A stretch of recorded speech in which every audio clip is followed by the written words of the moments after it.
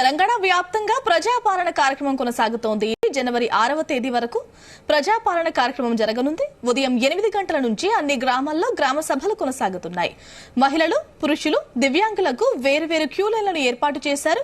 ప్రతి 100 దరఖాస్తుదారులకు ఒక కౌంటర్ చొప్పున ఏర్పాటు చేశారు.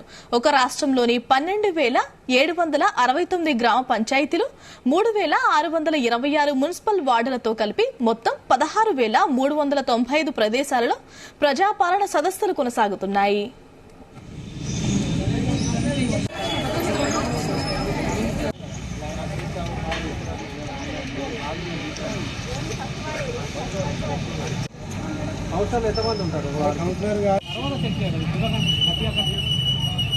ఎమ్మెల్యే గారు వాళ్ళు వస్తారు వచ్చిన తర్వాత గ్రామ సభలు నిర్వహించడానికి 3,714 అధికార బృందాలను ఏర్పాటు చేస్తుంది ప్రభుత్వం. ఈ కార్యక్రమం పర్యవేక్షణకు అన్ని ఉమ్మడి జిల్లాలకు సీనియర్ అధికారులను ప్రభుత్వం నియమించింది. ప్రజాపాలన కార్యక్రమం మానిటరింగ్ చేయడానికి ప్రతి జిల్లా కలెక్టరేట్లో ప్రత్యేకంగా కంట్రోల్ రూమ్ ఏర్పాటు చేశారు. అభయహస్తం కింద మహాలక్ష్మి, రైతు భరోసా, గృహలక్ష్మి, ఇందిరమ్మ ఇండ్లు, చేయూత పథకాల కోసం దరఖాస్తులను స్వీకరిస్తున్నారు. జీహెచ్ఎంసీ పరిధిలోని 30 సర్కిల్స్ కు గాను 30 మంది స్పెషల్ ఆఫీసర్స్ నియమించబడ్డారు.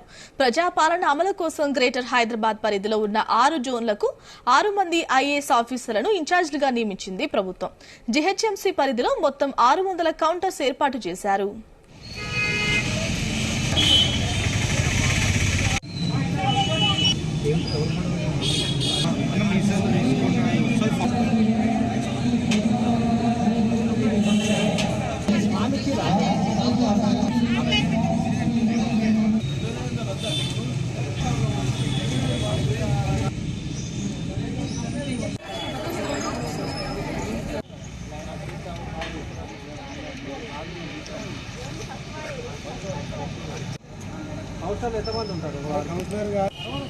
రైట్, ఇక రాష్ట్ర వ్యాప్తంగా ప్రజాపాలన కార్యక్రమం కొనసాగుతోంది. ఇవాటి నుంచి జనవరి 6 వరకు ప్రజాపాలన కార్యక్రమాన్ని చేపడుతున్నారు అధికారులు.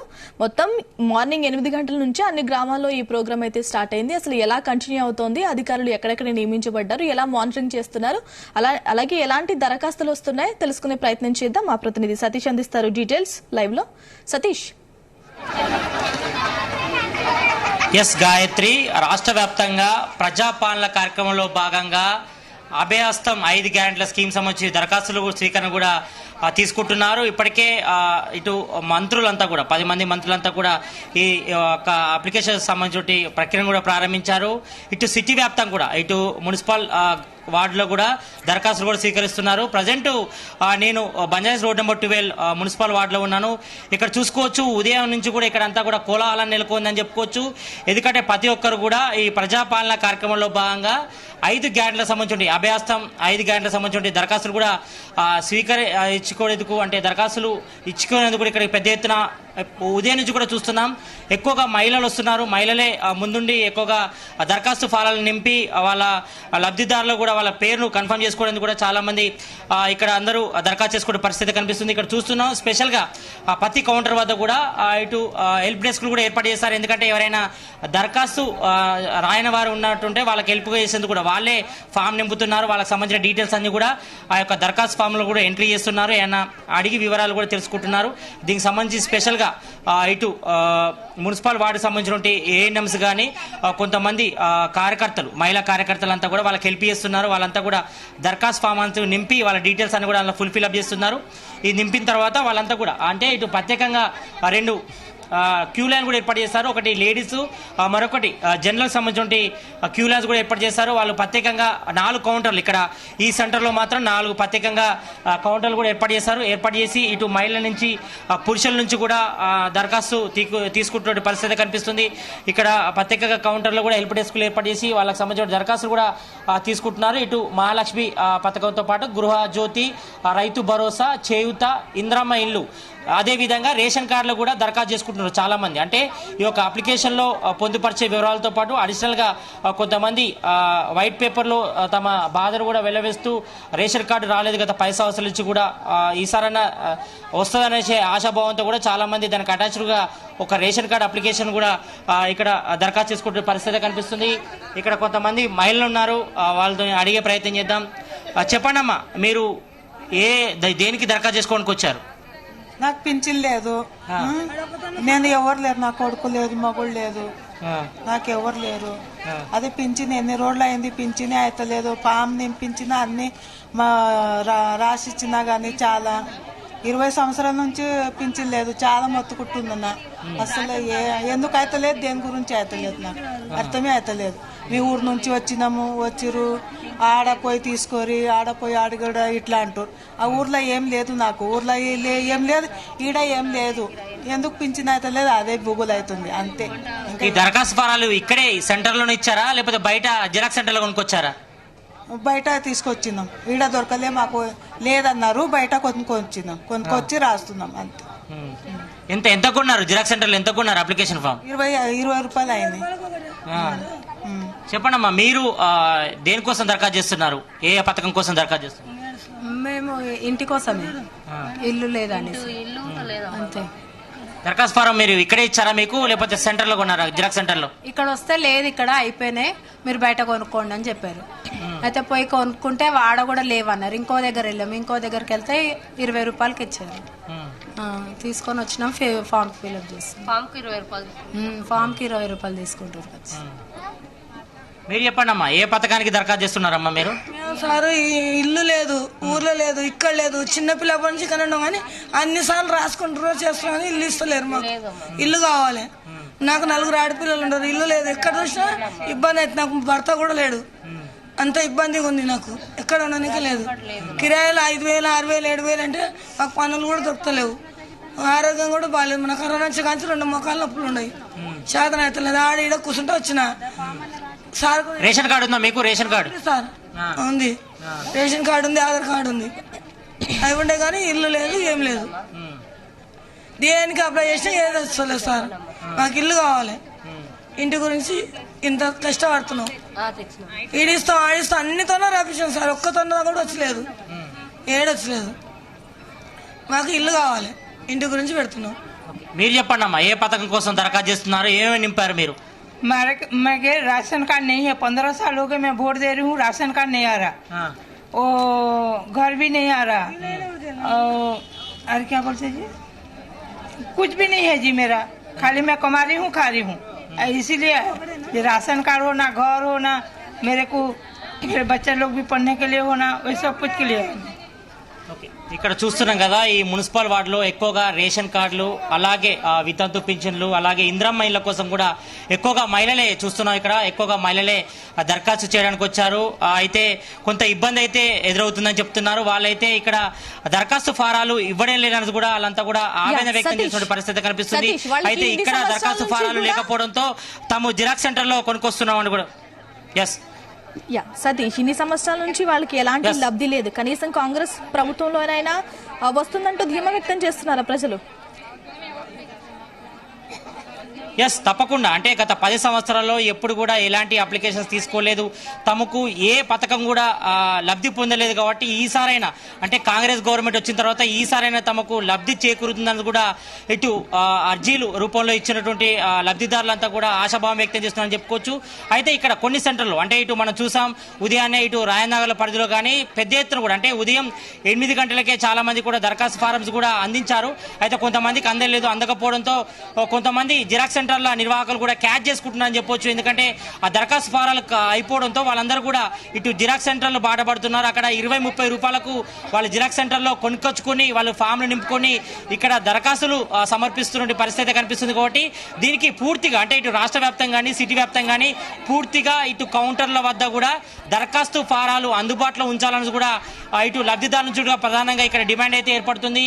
ఇక్కడ మరికొంతమంది ఉన్నారు, వాళ్ళతో మాట్లాడే ప్రయత్నం చేద్దాం. చెప్పండి అమ్మా, మీరు ఏ అప్లికేషన్ చేయడానికి వచ్చారు ఇక్కడికి? మేము ఆధార్ కార్డు ఉంది కానీ రేషన్ కార్డు లేదు. ఫస్ట్ అప్లై చేసినాం కానీ రాలేదు. ఇప్పుడు డబుల్ బెడ్రూమ్ల గురించి అప్లై చేసినాం, అది రాలేదు. మాకు గ్యాస్ ఏది లేదు. ఇప్పుడు మేము ఏమైనా ఇల్లు కిరాయిలు కట్టుకొని మేము ఎన్ని సంవత్సరాల నుంచి బతకాలి, పిల్లలను పెట్టుకొని రేకుల రూమ్లలో మాకు ఇది సాయం చేస్తే మంచిగా ఉంటుంది. 8,000 9,000 ఉన్నది, ఎక్కడాన్ని కట్టుకోవాలి.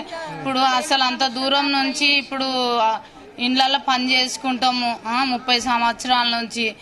ఇట్లా మాకు రేషన్ కార్డులు వస్తే మాకు బాగుంటది, ఇట్లా ఇండ్ల బెడ్రూమ్లు బాగుంటది. మేము ఈ కిరాయిలతో కట్టుకోలేక మేము ఎన్ని సంవత్సరాల నుంచి బతకాలి. మీరైనా చెప్పండి, న్యాయం చేయండి సార్. ఇక్కడ చూస్తున్నాం కదా గాయత్రి, ఎక్కువగా ఇందిరమ్మ ఇళ్లతో పాటు పెన్షన్స్, అలాగే వితంతు పెన్షన్లతో పాటు మిగతా అన్ని దాదాపుగా 5 గ్యారెంటీలకు సంబంధించి కూడా ఇటు దరఖాస్తుదారులంతా కూడా వాళ్ళంతా కూడా అప్లికేషన్ చేస్తున్నారు. ఇక్కడ చూస్తున్నాం లేడీస్ కి ఇటు జనరల్ కేటగిరీకి సంబంధించి 2 ప్రత్యేకమైనటువంటి క్యూ లైన్లు కూడా ఏర్పాటు చేశారు. అయితే ఆ దరఖాస్తు ఫామ్ ఇచ్చిన తర్వాత లోపల మున్సిపల్ ఆఫీసర్లకు ఇచ్చిన తర్వాత వాళ్ళకి ప్రత్యేకంగా రసీదు కూడా ఇస్తున్నారు. ఈ రసీదు ప్రకారమే వాళ్ళు క్వశ్చన్ చేయాల్సిన కూడా అవకాశం ఉంటుంది. ఎందుకంటే తమ దరఖాస్తు ఫారం ఎక్కడి వరకు వెళ్ళింది, ఎక్కడి వరకు స్టేటస్ వచ్చిందనిపై కూడా తెలుసుకోవడానికి అవకాశం ఉంటుంది. దీంతో పాటు వీళ్ళంతా కూడా అంటే ఈ దరఖాస్తు ఫారంలన్నీ కూడా తీసుకున్న తర్వాత వీళ్ళంతా కంప్యూటర్లో కూడా నిక్షిప్త చేస్తారు. ఈ సమాచారం అంతా కూడా చేసిన తర్వాత ఆ తర్వాత లబ్ధిదారుల ఎంపిక కూడా జరుగుతుంది. అయితే లబ్ధిదారుల ఎంపికకు సంబంధించి కూడా ఇప్పటికే అధికారులు కూడా ఒక గైడ్ లైన్ రిలీజ్ చేశారు. అయితే పూర్తిగా ఇటు గ్రామ పంచాయతీ కానీ మున్సిపల్ వార్డులో కానీ ప్రత్యేకమైన అధికారులు కూడా నియమించారు కాబట్టి వాళ్ళంతా కూడా గ్రౌండ్లలో వెళ్ళి ఎవరు అర్హులు ఎవరు అర్హులు కారు అనే విషయంపై కూడా ఒక స్పష్టత వస్తుంది. దానికి సంబంధించి దరఖాస్తు స్వీకరించిన తర్వాత లబ్ధిదారుల ఎంపిక కూడా చేపట్టే అవకాశం అయితే ఉంది. ఇక్కడ మనం చూస్తున్నాం, ఇక్కడ ప్రత్యేకంగా కౌంటర్ 2, కౌంటర్ 1 అంటే మొత్తం ఈ యొక్క బజాజ్ రోడ్ నెంబర్ 12 లోని మున్సిపల్ వార్డులో దాదాపుగా 4 కౌంటర్లు కూడా ఏర్పాటు చేశారు. ఉదయం నుంచి కూడా దరఖాస్తు ఫారాలు కూడా తీసుకునే పరిస్థితి ఉంది. ఇక్కడ మున్సిపల్ సంబంధించిన అధికారులు ఉన్నారు, వాళ్ళు అడిగి మరిన్ని వివరాలు తెలుసుకుందాం. చెప్పండి సార్, ఇప్పటి వరకు ఎన్ని దరఖాస్తులు వచ్చాయి? 70 వచ్చాయి సార్, 70 వచ్చినాయి. ఎటువంటి ప్రాబ్లం లేదు. అన్నీ వాళ్ళకి మేము సేవలు చేస్తున్నాము. అంటే వచ్చిన వాళ్ళకి ఏ ఇబ్బంది లేకుండా చూస్తున్నాం.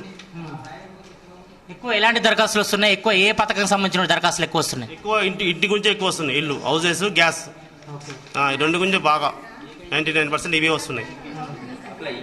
ఇప్పుడు ఈ సెంటర్లో ఈ రోజు ఒక్కరోజైనా జనవరి 6 వరకు కూడా కంటిన్యూషన్ గా దరఖాస్తులు తీసుకుంటారా? కంటిన్యూస్గా తీసుకుంటాము. ఏరియా వైజ్ ఇస్తున్నాం సార్.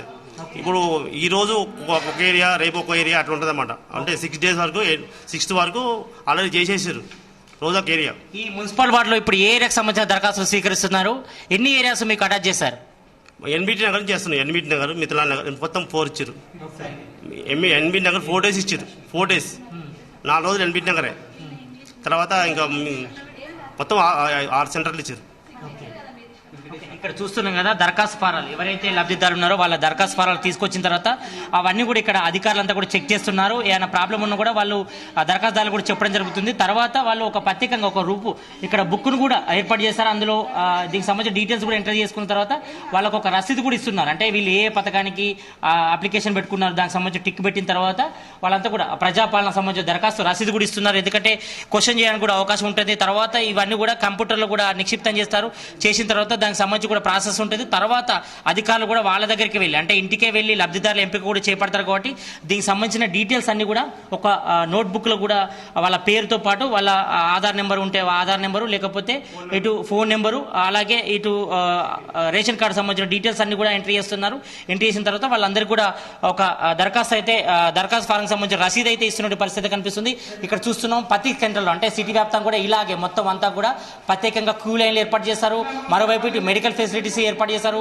వాటర్ ఫెసిలిటీస్ జిహెచ్ఎం సంబంధించి వాటర్ ఫెసిలిటీస్ కూడా ఏర్పాటు చేశారు. కాబట్టి మొత్తం ఇటు లబ్ధిదారులకు దరఖాస్తుదారులకు ఎలాంటి ఇబ్బంది కలగకుండా ఇక్కడ రాష్ట్ర వ్యాప్తంగా మాత్రం ప్రశాంతంగా అయితే కొనసాగుతుంది. మనం చూసాం పొద్దు నుంచి కూడా కొన్ని చోట్ల చెదురుమొదిరి సంఘటనలు మినహా కూడా ఇప్పటి వరకు అయితే ప్రజాపాలన సంబంధించి అభయహస్తంలోని 5 గ్యారెంటీలకు సంబంధించిన స్కీమ్ తో మాత్రం ప్రశాంతంగా కొనసాగుతుందని చెప్పుకోవచ్చు. మొత్తానికైతే కొన్ని అంటే చాలా వరకు ఉదయం పూటనే ఎక్కువగా దరఖాస్తు ఫారాలు ఇచ్చారు, కానీ చాలా మంది కూడా అందలేదు. దీంతో కొన్ని ఏరియాలో కూడా నిరసన వ్యక్తం చేస్తున్నారు. తమకు కూడా అన్ని అందించాలి. ఎందుకంటే కొంతమంది ఇటు జిరాక్స్ సెంటర్లకు సంబంధించిన నిర్వాహకులు కూడా క్యాచ్ చేసుకుంటున్నారు. కొంతమంది 20-30 రూపాయలు కూడా జిరాక్స్ సెంటర్లో కూడా ఈ యొక్క దరఖాస్తు ఫారాలు అమ్ముతున్నారు. కాబట్టి దీన్ని నివారించి అన్ని దరఖాస్తు ఫారాలన్నీ కూడా ఇంకొక సెంటర్లు అంటే గ్రామ లెవెల్ అయితే గ్రామ సభలో కానీ లేకపోతే మున్సిపల్ వార్డులో అయితే మున్సిపల్ వార్డులో కానీ దరఖాస్తు ఫామ్లు కూడా అందించి తమకు సహకరించాలన్నది కూడా ఇక్కడ లబ్ధిదారులతో పాటు ఇటు దరఖాస్తుదారు కూడా కోరుతున్నారు. కాబట్టి ఓవరాల్గా మాత్రం సిటీ వ్యాప్తంగా మాత్రం ఇప్పటి వరకు అయితే ఈ రోజు స్టార్ట్ అయినటువంటి ప్రజాపాలన అభయహస్తంలోని 5 గ్యారెంటీలకు సంబంధించిన దరఖాస్తులు మాత్రం తీసుకుంటున్న పరిస్థితి ఉంది. Gayatri. Right Satish, thanks for the live updates. Thank you.